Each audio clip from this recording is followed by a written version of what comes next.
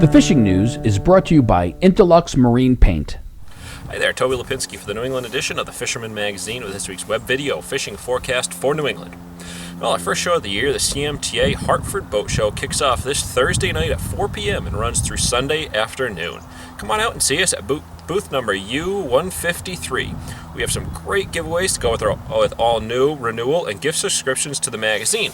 This year we're giving away some awesome bags. We've got products from Star Rods. First off is a nice backpack, great to take along with you whether you're fishing, camping, whatever you might be doing. And the other option is a dry bag, also from Star Rods. It's a great little pack, a lot of different uses. Take it out on the boat with you. I actually use these at times as well when I'm fishing in the surf. Throw your chunks in there, you can throw your bait in there, whatever the case may be. Another great little option. Again, those are available for free with all of your paid subscriptions to the magazine, whether it's new, renewal, or gift subscription. So be sure to come on out and see us.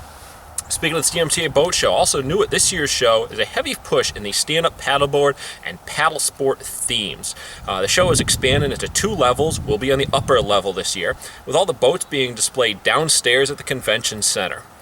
They also have a pool set up downstairs for demonstration, so it should be a really, really cool addition to an already awesome show. And if you're one of the local surfcasters, the Connecticut Surfcasters Association is holding their 5th annual Demo Day in Clinton, Connecticut this Saturday from 10 a.m. to 2:30 p.m.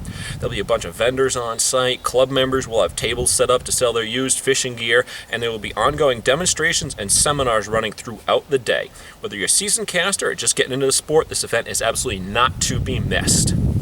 And lastly, just a quick reminder that we'll be at the Goose Hummock Offshore's Bluewater Bash in Quincy, Massachusetts, next Friday and Saturday. Now, this is the premier tuna fishing event in the Northeast, and it draws anglers from all around. Tickets must be purchased in advance, and all the details on the seminars, how-to, hands-on demonstrations, and more can be found through the event listing at thefisherman.com. All right, moving on into the report. As always, we're going to start off in Connecticut, where ice fishing is finally becoming more widespread across the state. And I'm getting word of pike, bass, panfish, trout, and even a few walleye being iced this week. Heard from Gary at Connecticut Outfitters in Wethersfield. He weighed in a big trout this week, which was entered the shop's season-long statewide ice tournament, and a pair of large bass was entered this week as well, weighing 5+ and 3+ pounds to take the top 2 spots in that division. You can check out the shop's website or stop by to see Gary in person for complete details on this ice fishing tournament. All right on up until the arrival of snow over the weekend, word was some really good fishing for cod in Rhode Island waters. The Francis fleet found some lights-out action on their second drop of the day on Friday, and they were back at the dock early with a full boat limit later that afternoon. Unfortunately, since then, it doesn't look like any of the boats have been able to get out. Perhaps Thursday was looking okay when I shot this video, and the weekend looked somewhat iffy as well. Remember, be sure to call ahead and check the sailing status regardless of which boat you choose to sail on. However, one positive to this is the downtime provides an excellent opportunity to attend to your gear and tie up some rigs. And the February issue of the Fisherman magazine has an awesome article in which some of the region's top captains outline their favorite rigs, how to tie them, and how they like to fish them. And it's also accompanied by some really, really cool illustrations that show every single rig being described as well. So be sure to check it out in the February issue of the Fisherman magazine, which is due out this week. And then lastly, up in Massachusetts, there's still no real word of any safe ice on the Cape prior to the storm. And after the snowfall, I don't anticipate it being any better just yet.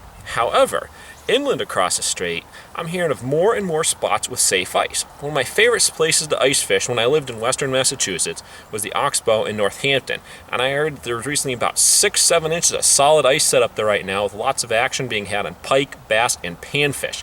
Now, if you've never fished here, you can check out the YouTube card that just popped up for details on how to fish this excellent ice fishing spot. It's really a year-round producer, but it comes into its own in the winter, and that's when I primarily used to fish it. So check out that hotspot description, and I'm sure you'll be able to get in some ice fishing up there right now. So there you have it. I'm Toby Lapinski for the New England edition of the Fisherman magazine, wishing you tight lines on the water. The fishing news is brought to you by Interlux Marine Paint.